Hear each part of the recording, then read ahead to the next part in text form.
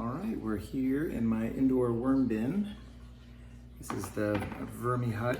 This is my third tray on here, and this tray was started about 83 days ago. And this newspaper is absolutely shredded. So we'll see. I think I can manage to put it over the top at the end of this.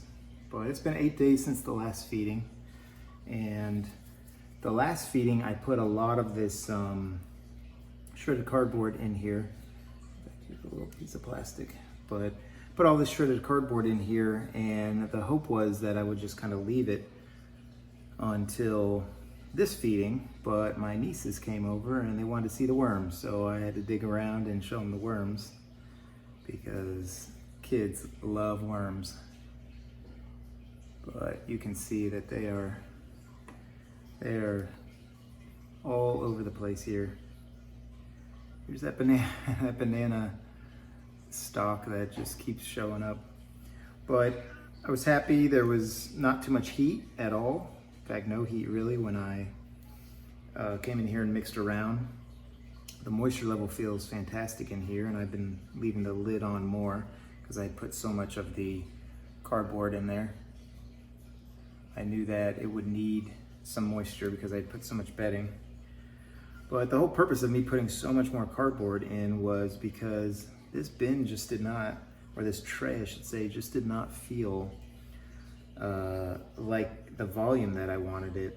When I first started the tray 83 days ago, it was all cardboard and I filled it all the way up to the top. And even 3 or 4 feedings in, it was still pretty high, but just the last few feedings just feels like it's getting lower and lower. And that's because they're taking the cardboard and making it into castings along with the food that I'm feeding. But they're just all over the place. Hopefully you can see them just squirming just everywhere. They are doing a wonderful job here. And you can see now, maybe compared to the last feeding, that there's more cardboard in here because we put a ton. So I'm just gonna dig around a little bit more, and they are all throughout, which makes sense because that's what I did. I spread everything out, but I'm not seeing any signs of any big food or stuff they haven't got to. They seem to have attacked everything, and that was a pretty big feeding when I reviewed it. But they're doing fantastic. So I think the heat issue is not so much a problem anymore, or at least I'm not feeling it. I've taken some temperatures and they've all been in the 80s, so wasn't too worried about it. But I think we're good there. So this may be the last feeding, depending on if I look in next week, if they have eaten it all down way low, then I will give them another feeding, but this may be the last one. And the whole reason I want this to be pretty full is because another bin's gonna sit on top of it, or another tray's gonna sit on top of it, and I want that to be kind of full of castings when I go to harvest it. So these are just looking fantastic, and these guys are all in here, and I'm liking that I'm seeing some of the shredded cardboard here. This means they still have bedding. But you know, the first tray that I harvested, I almost waited till it was pure castings until I put the next tray on. And then the same thing with the tray that's right under this. This is the third tray. The second tray is right underneath it, and then under that is the basin. And I think what I can do now is, you know, I've got the confidence in the fact that I know these worms go up and down. So I think what I can do is not wait till this uppermost tray is completely or mostly castings. I can still put another tray on top when it looks like this. So I'm hoping that's what I'm gonna decide next week, but I'll wait. Every time I feed, I look at the conditions that I have and then go from there. So I've made a trench, and we'll lay down some Put it down. Toilet paper roll or two. And I'm gonna give them some good bedding here.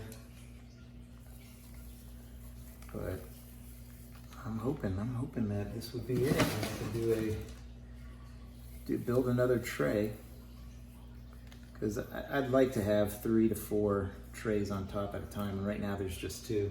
And this is really long. I mean, 83 days since this thing was built, and I'm still working it. My goal, I think, was 45, but I'm just going off what I think I need. So here's kind of what I'm gonna feed them: some sugar baby watermelon from my garden, and some of this thawed out food. I freeze the scraps and then I thaw them out and put them in here. There's a lot of apple cores. I've been chopping it up more so the worms can get to it quicker, more surface area. Some rotten blueberries, still strawberry tops. I love giving them strawberry tops because they get through it pretty good. And then you'll see the green portion of it, they take a little bit longer. I think there may be some mushy raspberries in here too. But this is gonna be a good feeding now. This is a lot of melon, a lot of strawberry, a lot of fruit. So we may be increasing the mite population here too. But that's all right for the most part. They help to decompose, or help to break down the food matter and stuff. So I think this will do. Maybe I'll put one big apple core in there. But that should do, and then of course we'll do the coffee and tea grounds, which are just another form of food form that has a lot of surface area, very small particle, but that's just more food form. And then the grit, which for me is pulverized eggshells. You know, you can certainly use sand, or I've heard oyster shells, that kind of thing. And then a lot of people use worm shell that has grit in it. A lot of good channels I've been watching lately. And I'll leave those channels in the comments here because I've learned so much from other people's channels and I really appreciate it. But I think that will do it for us. Right here's about the time that I think, did I remember everything? But I think I may have gotten it. But we'll just bury it up here and put that newspaper as much as we can over it. And we'll call this a feeding. And if you enjoy this video, hit the like button and certainly subscribe if you haven't already. But this right here, this hump of food is almost level with the top of where the lid's gonna go on. So again, I'm pretty happy with what I'm seeing. Now, of course, as this breaks down, the level will get lower, especially if I have another bin on it. But I've also found that some of the castings fall through the top bin into the lower bins. So we'll see how it goes, and we'll definitely update you. But I don't think I put that newspaper exactly how it was when it started, but it will do. And I bet by the time I come in to feed in about a week, this newspaper is going to be mostly gone. But all right, that'll about do it. I hope everybody's doing well with their worm bins and having a great day, and good luck with your vermicomposting. Take care now.